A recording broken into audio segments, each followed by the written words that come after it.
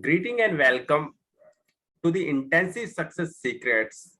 Today we have a guest, Samuel Miller. Samuel Miller is a podcast host at Nightmare Games. Welcome, Samuel. Thank you for having me on your show. Okay, let me start with this. Where were you? What happened?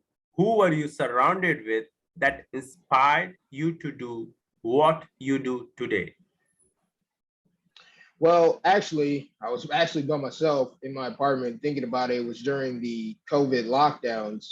I was living in Phoenix, Arizona at the time, and just thought about it. I've been listening to podcasts for several years, and I was just thinking, like, man, maybe I should start my own podcast because I don't know how long these lockdowns are going to last. I'm not able to go to work right now. I had got on unemployment throughout that time because they had shut the company I was working down. So I was just thinking to myself and writing down stuff. And then I did my first podcast, made it, put it on Spotify, and been making episodes ever since. I do take time off from time to time just to get re-energized, recoup, take a break, and then just go at it hardcore. Okay, great. What are the top three reasons why do people fail?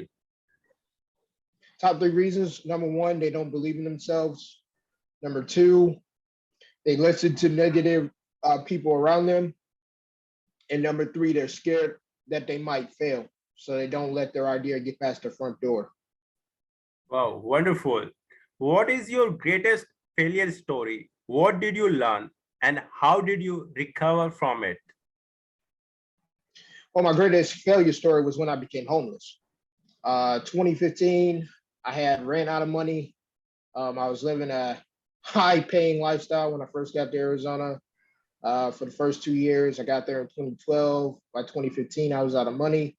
So I wasn't really working a job too much because I figured, hey, money grows on trees, and found out the hard way it doesn't. And without income coming in, you're eventually going to run out of money. So, yeah. And I became homeless. I was homeless for a year, living on the street, going to restaurants to ask for food, asking people for rides, asking people for money so I can go to job interviews. But then eventually I gave up and ended up going into a homeless shelter, one of the worst experiences I ever seen in my entire life or ever had to deal with. But after a year being out in the streets and being in a homeless shelter, trust me, when I got back in the apartment, I kissed that freaking carpet that was on that freaking apartment with no furniture. I didn't even care. As long as I was in an apartment living, I knew I had to get a job. I knew I had to pay bills. But what I learned from that experience is that believe in yourself. And I tell people that story all the time. If I can survive being homeless for 1 year, being on top, being a top A college graduate, move from New York to go to Arizona by myself, and I could become homeless to come out of that and get right back in the apartment, start working, you can do anything. You can accomplish anything. You got to believe in yourself, though. Your story is very inspiring. Thank you. So, what are the top three reasons of your success? Top three reasons of my success: I believe in myself. I do research on things before I do them. And number three, just go for it. I mean, life's too short. Hey, if you fail, you fail. If you don't, you don't. But you don't want to be 90 years old in a rocking chair somewhere thinking back on your life saying, dang, if I would have did this, how would my life would have been? If I would have did that, how my life would... Just go do it. Just like the Nike symbol says, just do it. Okay, great. What motivates you within? What motivates me from within, that I'm having a fun time in my life, Yes. that I survived this long, 34 years, looking to live another 90 plus years, and then, go to my maker on the other side. But, I'm having too much fun right now. I'm about to get married here in a month.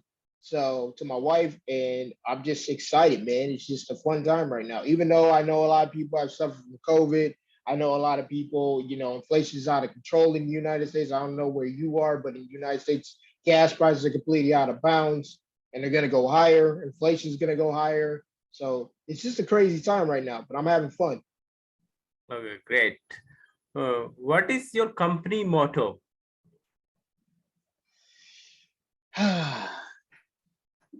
Company motto.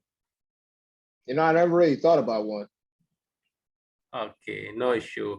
Who is your ideal client? Who was my idol? Mm, uh, I would say Kevin Cowherd from The Herd. I mean, he makes some pretty good podcasts. I've been listening to him for years. So even when he was at ESPN, so I really like Kevin Cowherd. He speaks his mind. Okay. How do you find your ideal client? Pretty much just put ads out on social media, or just basically just try to send out an email list. That's it. Okay, great. How do you deliver five-star client experience? Well, you want to put yourself in the client's shoes. You want to make sure to give them that great customer service whenever they ask for things. If you can't provide it, point them in the direction. Go above and beyond and point them in the direction of somebody that can help them. Okay, great. How do you handle rejections? How do I handle rejections? Pretty simple. I don't really let them bother me. Most people are prone to say no because either they don't understand what you're trying to sell them or talk to them about, or it's because they just don't believe in the product that you're trying to sell. How do you handle angry client? How do I anger angry client? Well, basically, how I handle angry client is usually I just try to just discuss it with them, find out what the root of the cause of why they're angry, and see if we can get a resolution to it. Okay. What are you grateful for today? What am I grateful for? Being able to do this interview with you, that you invited me on your show. Also, just being able to help people in the crypto space as well. On my Twitter account, Instagram. Definitely keep an eye on the crypto news so I can let other people know about what's going on and be able to do my podcast and be able to get married here in a month. Wow. So how do you start your day? Usually I wake up with the prayer, and then after that, I usually take a shower. Then I usually do some stretching, and then after that, I do some reading, and then I start checking the crypto news. Okay, great. So how young are you? I am 34 years old. Okay, you are not 34-year-old. You are 18-year young with 16-year experience. Oh, wow. Thank you. Yeah, my pleasure. So how would you feel in case you don't achieve your goal? Well, I normally don't make goals personally. I usually put habits because I think habits are better than goals, because when you fail on your goal, you feel depressed and sad, which I have experienced when I was in my late teens or early 20s. But when you make habits, making a good habit is much more attainable than it is a goal, because if you have a habit, you're going to more likely do it.